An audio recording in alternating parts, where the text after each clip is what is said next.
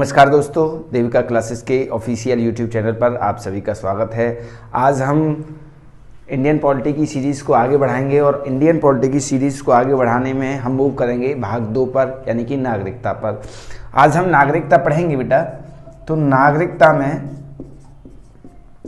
ये है भाग 2 में। किस में? भाग 2 में। भारतीय संविधान के भाग 2 में नागरिकता है। नागरिकता आज हम पढ़ करके आपको ऐसा लगेगा, नागरिकता को पढ़ने के बाद में आपको ऐसा लगेगा, मात्र ये हम नहीं आपको बताएंगे कि नागरिकता लेने के क्या प्रावधान हैं या नागरिकता को छोड़ने के क्या प्रावधान हैं। आमतौर पर आप उनको पढ़ करके नागरिकता से संतुष्ट हो जाते हैं, लेकिन हम आपको पूरा का पूरा चर्चा करेंगे। PIO कार्ड क्या होता है, OCI कार्ड क्या होता है, OICH कार्ड क्या होता है, CAA 2019 क्या था, CAA 2005 क्या था, CAA 2003 क्या था, ये सारी बातों पर हम चर्चा करेंगे आपसे। और इसके बाद में हम ये भी देखेंगे कि इसके जो मेंस के आधार पर क्वेश्चंस पूछे जा सकते हैं वो क्या हो सकते हैं। तो सबसे पहले हम नागरिकता देखते हैं। तो इसे इंग्लिश में तो आप जानते हैं सिटीजनशिप कहते हैं, सिटीजनशिप, ठीक है। तो एक टर्म आपने सुनी होगी बेटा, नागरिकता और राष्ट्रीयता। यानी सबसे पहले हम यहां बिल्कुल बेसिक से, यानी कि शून्य से शुरुआत करते हैं। और आप ये देखना कि आपको एक कॉन्फिडेंस, आप में एक आत्मविश्वास, इन 2 वीडियो यानी नागरिकता पर मैं मिनिमम प्रयास करूंगा कि 2 वीडियो बनाऊं। हालांकि वीडियो लंबी हो सकती हैं, तो आपको उससे घबराना नहीं है। आप एक ऐसे नहीं हैं कि ग्रुप डी की तैयारी कर रहे हों, आप एक स्टैंडर्ड लेवल की तैयारी कर रहे हैं, तो बड़ी वीडियो को देख करके घबराया ना करिए, ठीक है। तो हम पढ़ेंगे नागरिकता और एक टर्म आपने सुनी होगी राष्ट्रीयता। अब मैं अपने उस पर पूरे चरम पर आता जा रहा हूं, यानी अपने पीक पॉइंट पर आता जा रहा हूं। नागरिकता के बाद में आपने दूसरा पॉइंट सुना होगा राष्ट्रीयता। तो दोनों में क्या अंतर है? सबसे पहले तो आप यही बताएं कि नागरिकता और राष्ट्रीयता में क्या अंतर है। तो बेटे ये बात याद रखना कि नागरिकता की जब बात होगी तो वो अपने देश लेवल पर बात होगी। क्या? नागरिकता की जब बात होगी तो वो देश लेवल पर बात होगी, लेकिन राष्ट्रीयता की जो बात होगी तो अंतरराष्ट्रीय लेवल पर बात होगी। आपसे आपके देश में, याद रखना जो मैं बातें बोल रहा हूं बहुत इंपॉर्टेंट बातें हैं, बहुत महत्वपूर्ण बिंदु हैं। जब आपसे आपके देश में आपकी पहचान कराई जाएगी तो आपकी पूछी जाएगी नागरिकता कौन सी है, नागरिकता कौन सी है। अब राष्ट्रीयता की हम बात करें, राष्ट्रीयता की जब आप अंतरराष्ट्रीय स्तर पर, यानी कि आप विदेश जाते हैं, इंग्लैंड जाते हैं, ऑस्ट्रेलिया जाते हैं, USA जाते हैं, दुनिया के किसी भी देश में जाते हैं, आप दुनिया के किसी भी देश में जाते हैं तो आपको वहां आपकी राष्ट्रीयता से पहचाना जाएगा, आपकी नेशनलिटी से पहचाना जाएगा। इतनी बात समझ में आ रही है? यानी आपकी नागरिकता को आपके देश में पहचाना जाएगा, नागरिकता से आपके देश में पहचाना जाएगा, लेकिन अंतरराष्ट्रीय स्तर पर अर्थात विदेशों में जब आपकी पहचान कराई जाएगी और वहां आपसे पूछा जाएगा कि आपकी राष्ट्रीयता क्या है। यानी यहां कह सकते हैं कि नागरिकता से राष्ट्रीयता की अवधारणा अपेक्षाकृत अवधारणा नागरिकता, राष्ट्रीयता की अवधारणा नागरिकता से अपेक्षाकृत ज्यादा व्यापक है या व्यापक है। यानी अब आपको मुझे लगता है कि नागरिकता और राष्ट्रीयता में बेटा अंतर समझ में आ गया होगा। इसके बाद में हम आगे बढ़ते हैं। ये लिख लेना, ये वाली बात जो मैंने बोली है कि नागरिकता का बर्डन कहां होता है और राष्ट्रीयता का बर्डन क्या होता है। अब इसके बाद में दूसरी बात हम बात करते हैं। एक एक चीज को बड़े ध्यान से सुनेंगे, आप बड़े ध्यान से सुनेंगे। भाग 2 में आर्टिकल, हमने आपको भाग 1 में आर्टिकल 1, आर्टिकल 2, आर्टिकल 3, आर्टिकल 4 तक पढ़ाया था। यहां हम आर्टिकल 5 से शुरुआत करेंगे, 5 से 11, यानी आपसे पूछा जाए कि बताइए आर्टिकल 5 से लेकर के 11 तक किस भाग में दे रखे हैं। तो भाग 2 में, यानी आर्टिकल 5 से 11 तक जो वर्णन है वो किस चैप्टर से संबंधित है? नागरिकता से संबंधित है। इतनी बात आपकी समझ में आ गई। अब देखिए किसी भी राज्य की मतलब यहां देश से है, किसी भी राज्य की पॉपुलेशन, स्टेट पॉपुलेशन यानी कि राज्य जनसंख्या, या कह सकते हैं यहां राज्य का अर्थ राज्य से नहीं है। मान के चलो आप उत्तर प्रदेश से हैं तो उत्तर प्रदेश का मतलब नहीं है यहां पूरे देश का मतलब है। मैं यहां राज्य का अर्थ देश से निकालना चाह रहा हूं। राज्य की जनसंख्या दो प्रकार के लोगों से बनकर के बनती है, दो प्रकार के नागरिकों से मिलकर के बनती है बेटा। एक होता है नागरिक, एक होता है गैर नागरिक। अभी समझ में आएगा आपके, टेंशन न लें। नागरिक और गैर नागरिक। नागरिक वो लोग होते हैं, मान के चलिए हिंदुस्तान की जब हम बात कर रहे हैं तो हिंदुस्तान में हिंदुस्तान के लोग जो होंगे जिन पर भारत की नागरिकता होगी, जिन पर भारत की नागरिकता होगी वो हिंदुस्तान के नागरिक कहलाएंगे। और कोई विदेशी व्यक्ति अगर ऑस्ट्रेलिया, जापान, फ्रांस, यूएसए आदि का भारत में रहने के लिए आए तो वो क्या है, गैर नागरिक है। तो स्टेट पॉपुलेशन की जब हम बात करेंगे तो वो दो समुदायों से, एक नागरिक और एक गैर नागरिक, एक सिटीजन और एक नॉन सिटीजन। समझ रहे हैं इस चीज को। इसके बाद में हम बात करेंगे नागरिक तो वो होता है जो भारत का होता है। अब इसको हम गैर नागरिक को क्या कह सकते हैं, हम बेटा विदेशी कह सकते हैं इसे, विदेशी।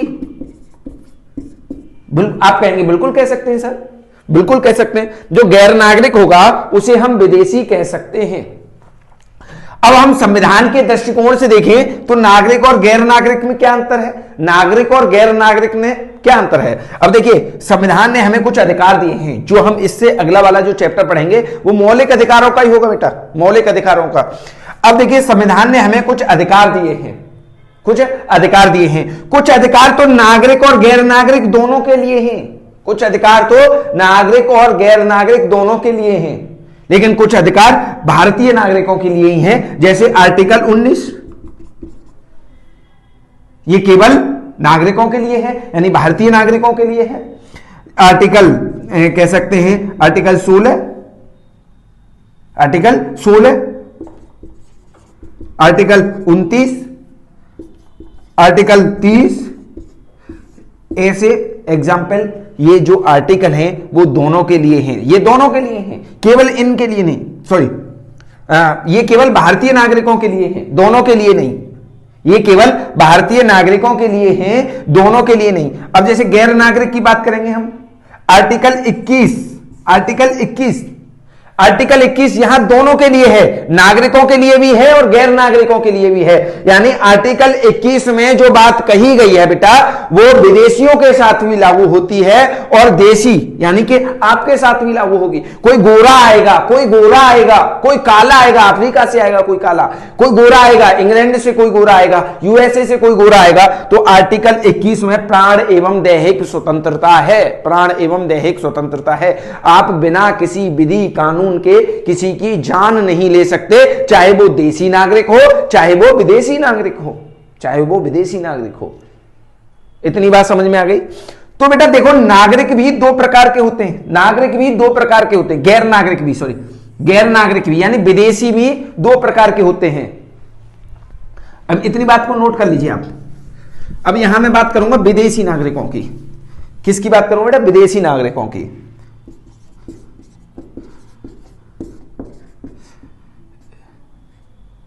या विदेशी लोगों की। विदेशी लोग भी दो प्रकार के होते हैं, एक शत्रु देश के विदेशी, एक मित्र देश के विदेशी,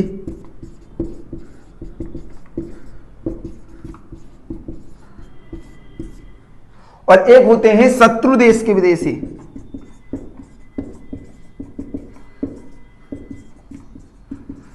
तो बेटा याद रखना, शत्रु देश के विदेशी को इंग्लिश में क्या कहेंगे, एलियंस कह देंगे, फॉरेनर कह सकते हैं। तो मित्र देश के विदेशी जो होते हैं उनको और शत्रु देश के विदेशी में क्या अंतर है, शत्रु देश के विदेशी और मित्र देश के विदेशी में क्या अंतर है।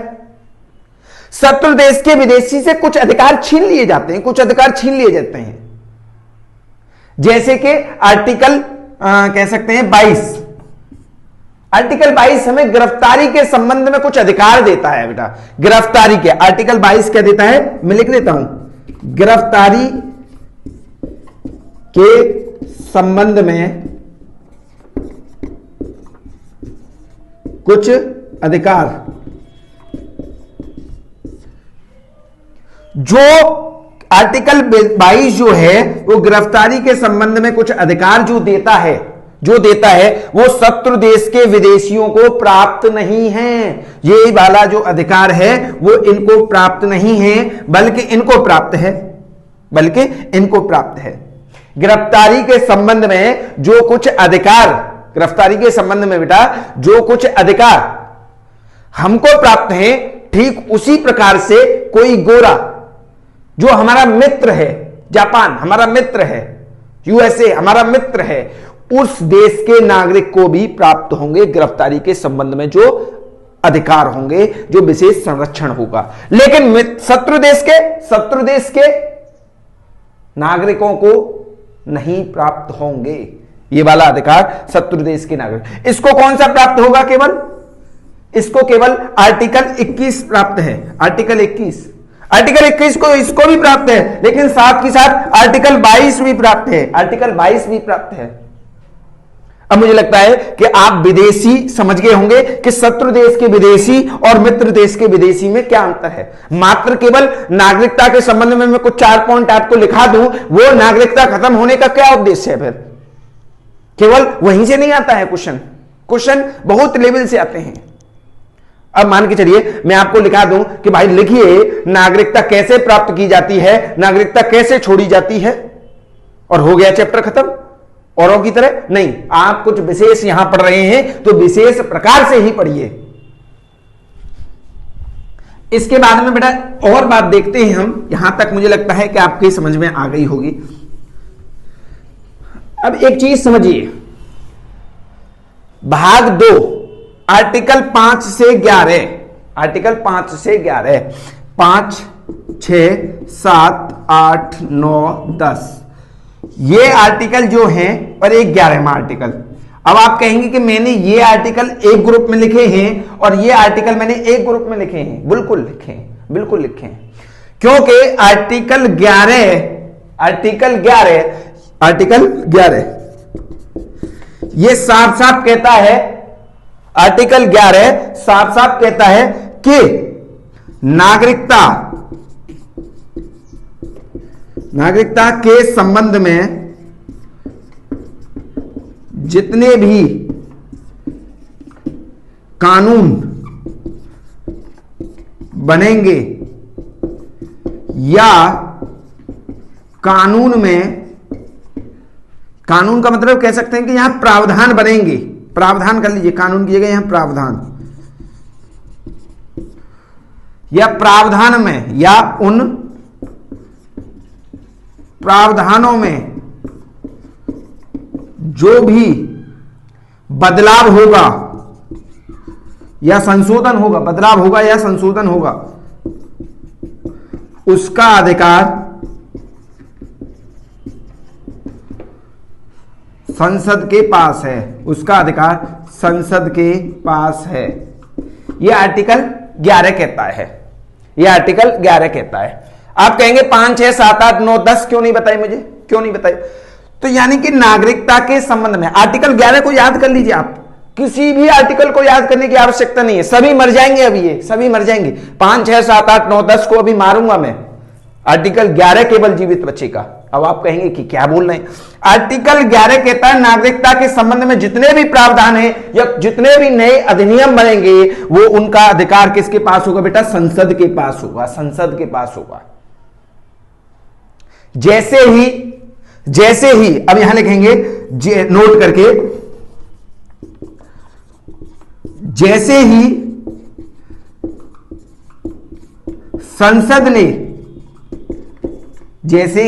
संसद ने भारतीय नागरिकता अधिनियम 1955 पास किया, 1955 पास किया, उसी दिन से या ठीक उसी समय से आर्टिकल 5, 6, 7, 8, 9, 10 5, 6, 7, 8, 9, 10 का कोई औचित्य नहीं रह गया, कोई औचित्य नहीं रह गया। यानी कि ये अब देखिए आर्टिकल, चीजों को समझिए। आर्टिकल 11 कह रहा है, मैं नए स्टूडेंटों को समझाने का प्रयास कर रहा हूं, जो मतलब कह सकते हैं कि जो पहले से पढ़ रहे हैं उनको तो पता होगी। आर्टिकल 11 नागरिकता के संबंध में जितने भी प्रावधान बनेंगे उन प्रावधानों को बनाएगा कौन? संसद बनाएगा। उन जितने भी नए अधिनियम बनेंगे उनको बनाएगा कौन? संसद बनाएगी। और उन अधिनियमों में जो बदलाव होंगे वो कौन करेगा? संसद करेगी। तब जैसे ही संसद ने एक नागरिकता के संबंध में 1955 में एक अधिनियम बनाया, एक कानून बनाया, एक एक्ट बनाया, कानून को एक्ट भी कहते हैं, जैसे ही संसद ने 1955 में बेटा एक एक्ट बनाया, ठीक उसी समय से यानी ये जो नियम थे, ये जो आर्टिकल थे 5, 6, 7, 8, 9, 10 केवल 1954 तक लागू थे। 1954 तक। जैसे ही 1955 में एक नया अधिनियम आया जिसे कहते हैं नागरिकता अधिनियम 1955, नागरिकता अधिनियम 1955, इंग्लिश में उसे कहेंगे सिटीजनशिप एक्ट 1955। ठीक है, तो उसी समय से इन आर्टिकल्स का कोई अर्थ नहीं रह गया, कोई अर्थ, ये मर गए, उसके आते ही ये मर गई, ये वाले आर्टिकल। जब मर गए तो इन्हें पढ़ना क्या? मर गए तो इन्हें पढ़ना क्या? अब जो 1955 में आया बेटा, ये 1955 में क्या आया? Citizenship act 1955। इसे हम शॉर्ट में बेटा ऐसे लिख सकते हैं CA 1955, CA 1955, यानी सिटीजनशिप एक्ट 1955, सिटीजनशिप एक्ट 1955। रटवा दूंगा चीजों को, रटवा दूंगा। Citizenship act 1955। That's clear.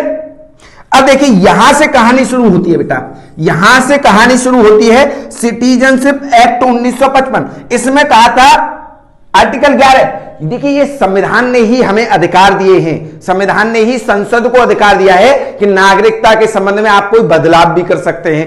अब इसमें जो बदलाव होगा, इसमें जो बदलाव होगा वो क्या कहलाएगा बेटा? नागरिकता संशोधन अधिनियम, नागरिकता अधिनियम, संशोधन अधिनियम, यानी कि हम कह सकते हैं सिटीजनशिप अमेंडमेंट एक्ट, इंग्लिश में कहेंगे सिटीजनशिप नागरिकता अमेंडमेंट संशोधन एक्ट, मतलब अधिनियम। That's clear. अब यहां से कहानी को आगे बढ़ाएंगे, इतनी बात आपने लिख ली होगी।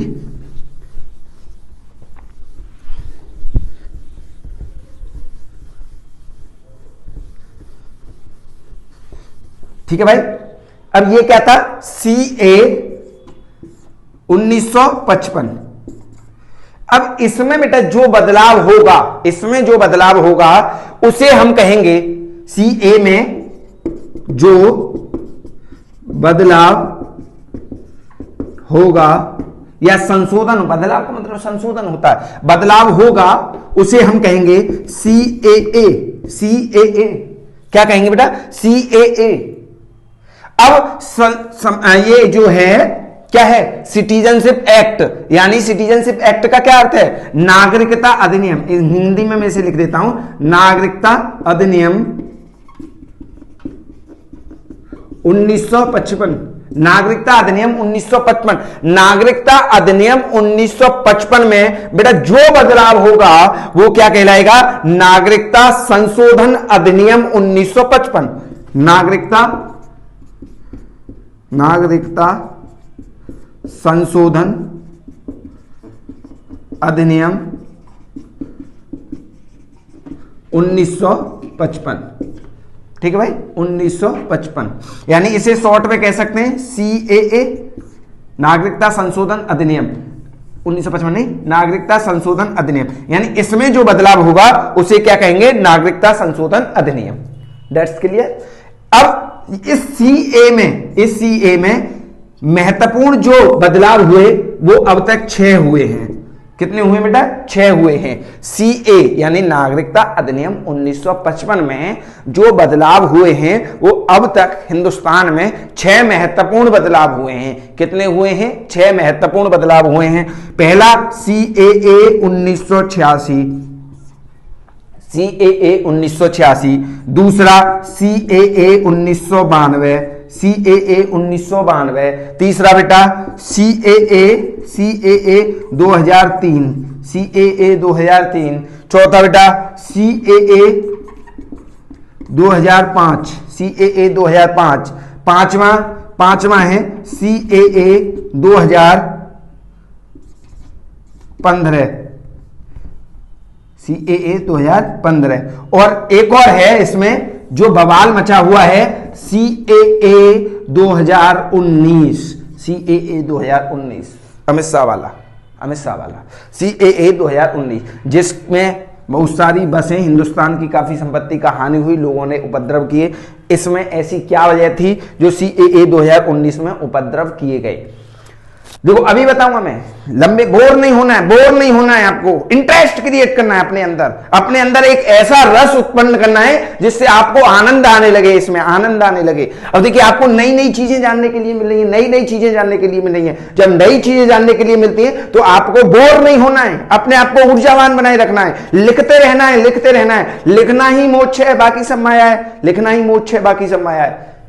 आप एग्जाम ऐसे की तैयारी कर रहे हैं जहां मेंस में 3-3, 4-4 घंटे लिखना पड़ेगा। अब देखिए हम इनके बारे में पढ़ेंगे तो बेटा इनके बारे में तो छोड़ देंगे, बाकी का इन चारों के बारे में हम डिटेल से पढ़ेंगे। 2003, 2005 और 2015 और सीएए 2019। ठीक है, इतनी बात आपको समझ में आ गई होगी। ये हमें पढ़ना है,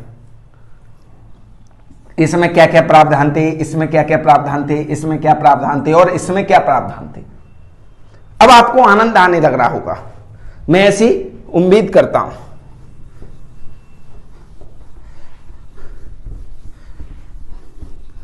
ये सब क्या है? ये उस सिटीजनशिप एक्ट में जो 1955 में संसद द्वारा पास किया गया था उसमें बदलाव हैं। ये उसमें क्या है बेटा? उसमें बदलाव हैं। अब ये पढ़ते हैं सीएए 2003, इसे मैं रफ कर देता हूं, हेडिंग वाइज चलते रहेंगे। CAA 2003, CAA 2003। अब बेटा देखो सीएए 2003 क्या है?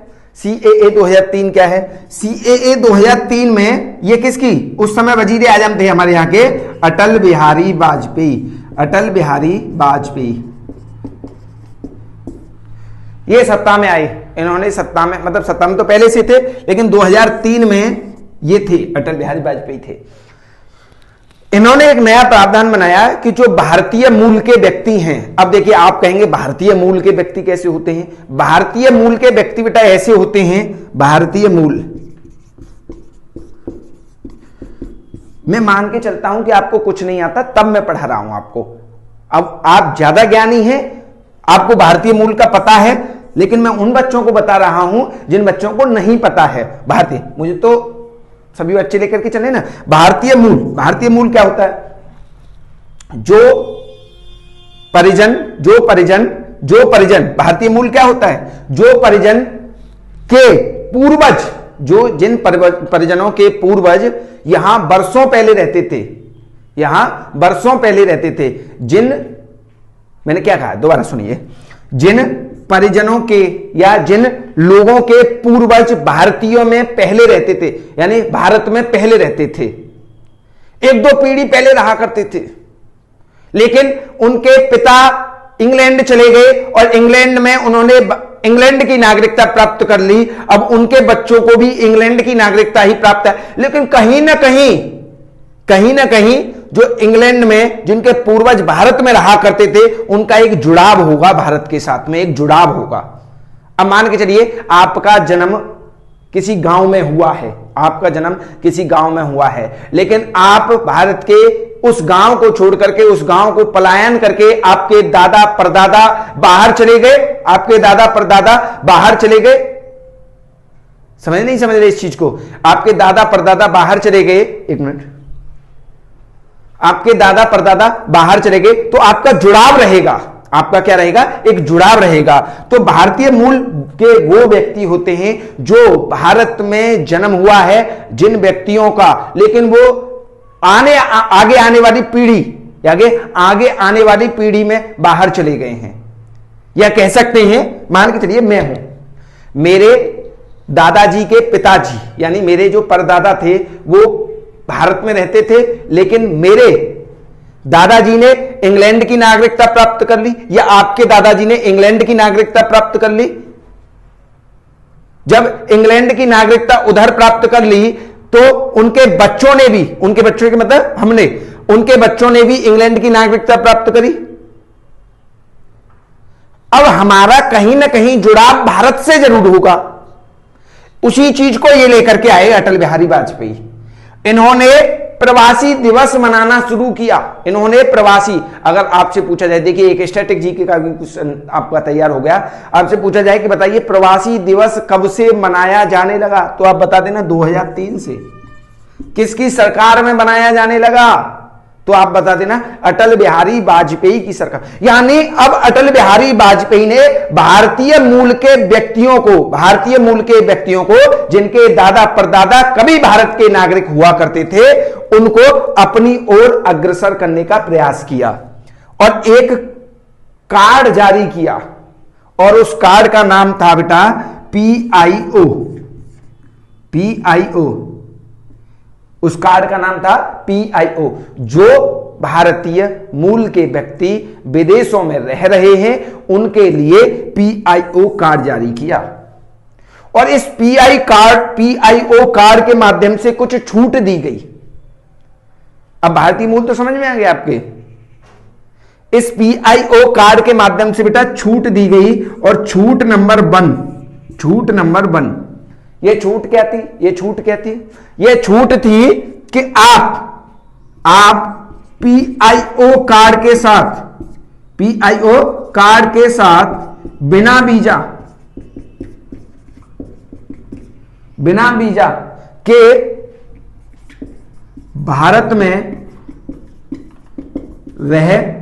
भारत में 15 वर्षों तक, कितने वर्षों तक बेटा, 15 वर्षों तक रह सकते हैं।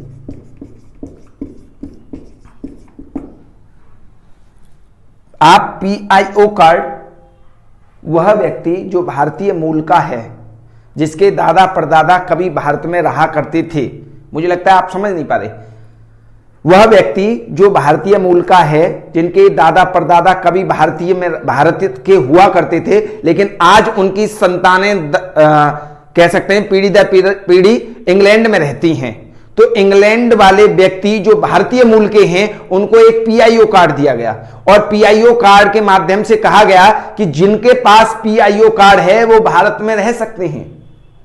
कितने वर्षों तक, 15 वर्षों तक। कैसे, बिना वीजा के, पासपोर्ट के साथ तो रहना पड़ेगा, बिना वीजा के। कितने वर्षों तक, 15 वर्षों तक।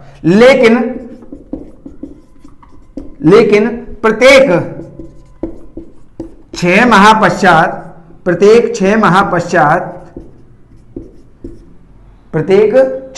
पश्चात अपने नजदीकी पुलिस स्टेशन में रिपोर्ट करना पड़ेगा।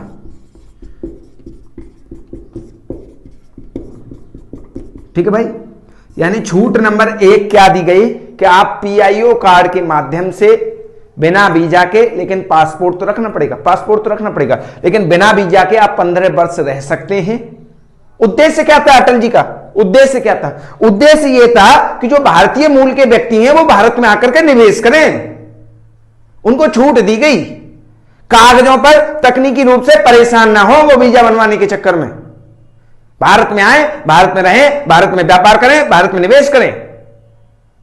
समझ गए होंगे, जिससे भारत के व्यापार को थोड़ा उत्थान मिलेगा, प्रगति मिलेगी।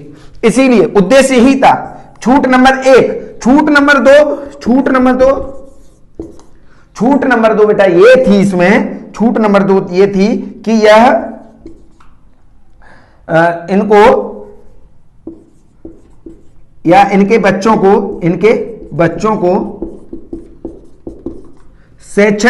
उच्च शैक्षणिक संस्थानों में, उच्च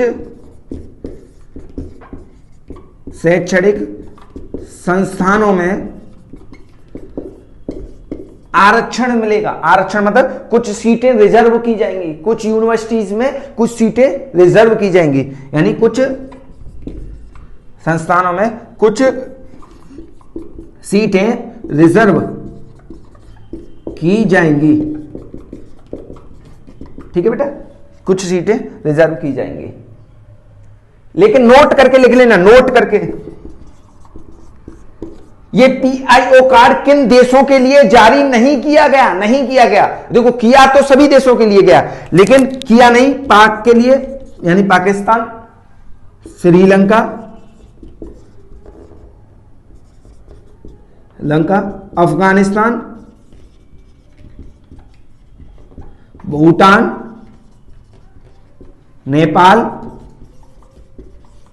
चाइना आदि देशों के लिए ये जो था वो, यानी इस देश में जो रह रहे हैं, लेकिन वो भारतीय मूल के हैं। मान के चलिए किसी के दादा परदादा भारत में रहा करते थे, लेकिन आज उनकी संतानें पाकिस्तान में रह रही हैं या श्रीलंका में रह रही हैं, उनको पीआईओ कार्ड नहीं मिलेगा। ठीक है भाई। और पीआईओ की फुल फॉर्म क्या है? Person of Indian origin. ये समझ में आ गया आपके सीएए 2003। अब ये समझ में आ गया तो आगे वाले दो तो बहुत आसानी से समझ में आ जाएंगे बेटा,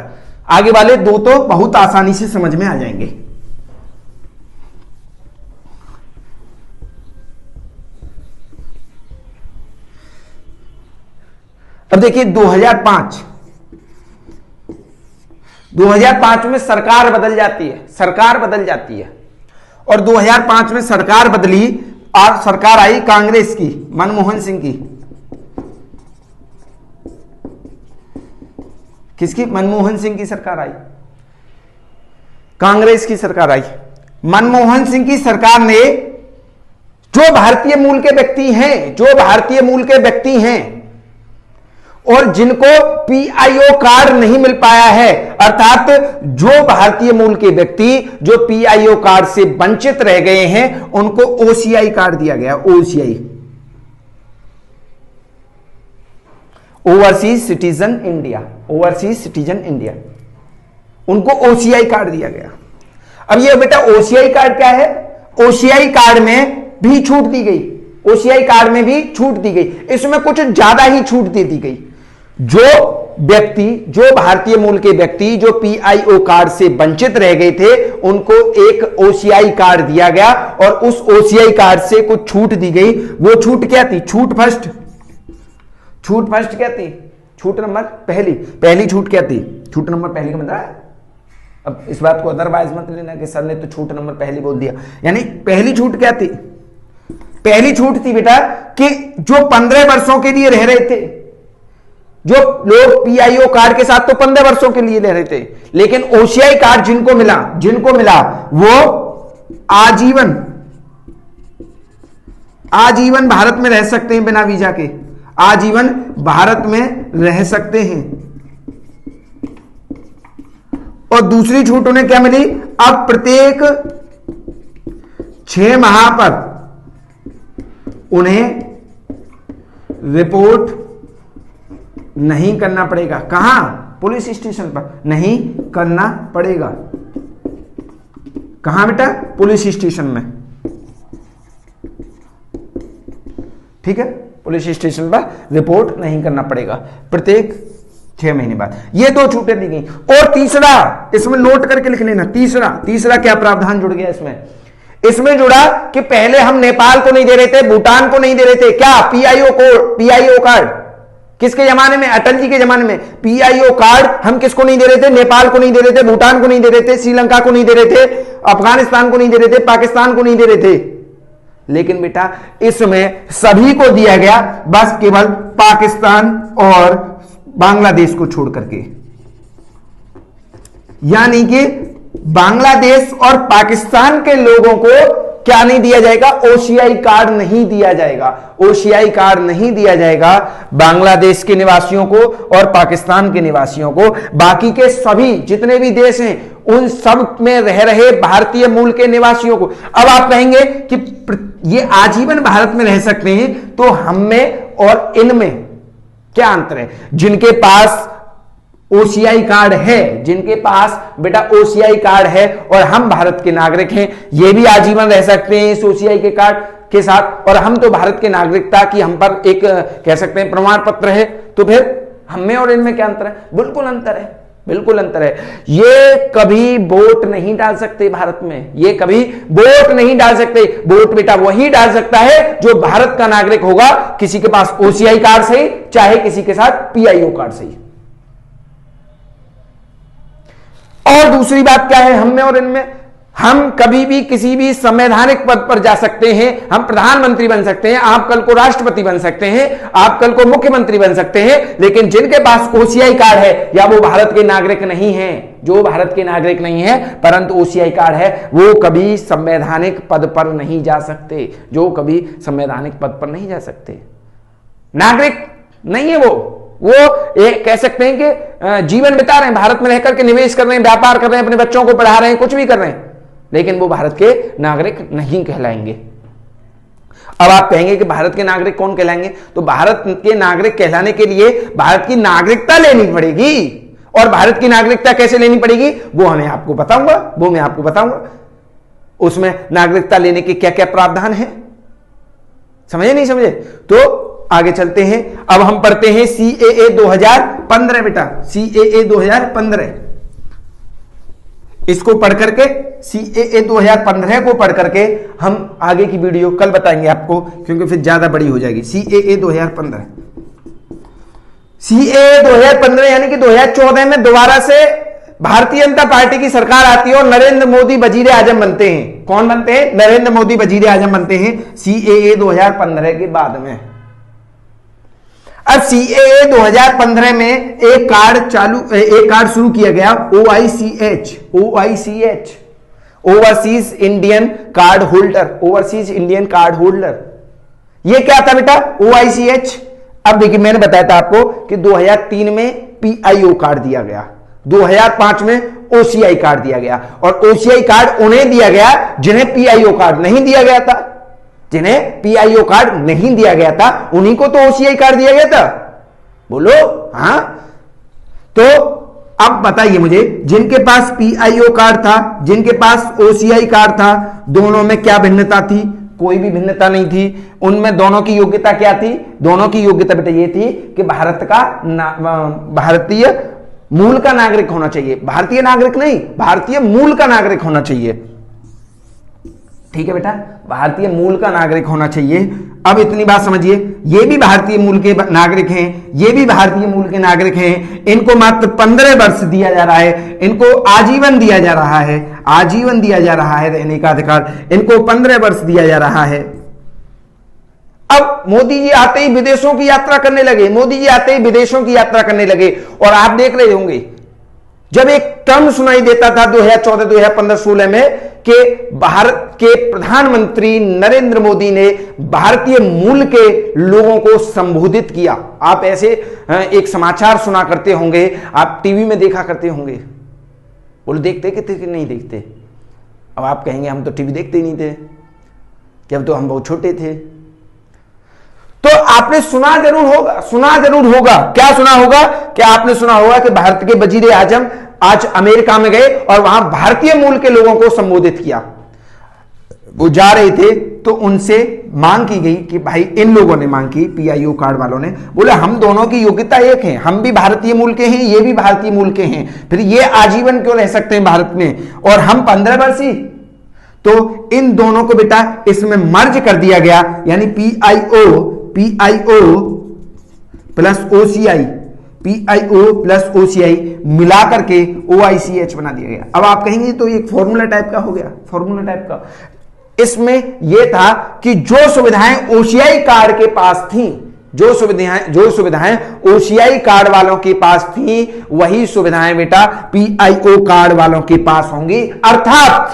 अब ओसीआई कार्ड वाले जो थे वो आजीवन रह रहे थे, ठीक उसी प्रकार से पीआईओ कार्ड वाले भी आजीवन रहेंगे, आजीवन रहेंगे। और वो भी उन्हें क्या नहीं करना पड़ेगा, उन्हें क्या नहीं करना पड़ेगा, उन्हें प्रत्येक 6 महीने पर वो नहीं देना पड़ेगा, रिपोर्ट नहीं करना पड़ेगा नजदीकी पुलिस स्टेशन पर। ठीक है भाई।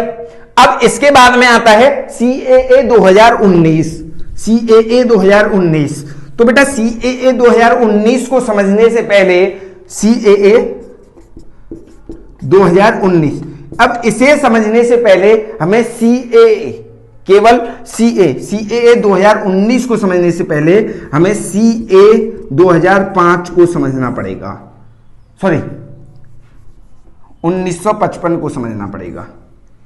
सीए 1955 ये क्या है, सिटीजनशिप अमेंडमेंट एक्ट 2019। ये क्या है, सिटीजनशिप एक्ट 1955। इसे समझने से पहले हमको यह समझना पड़ेगा।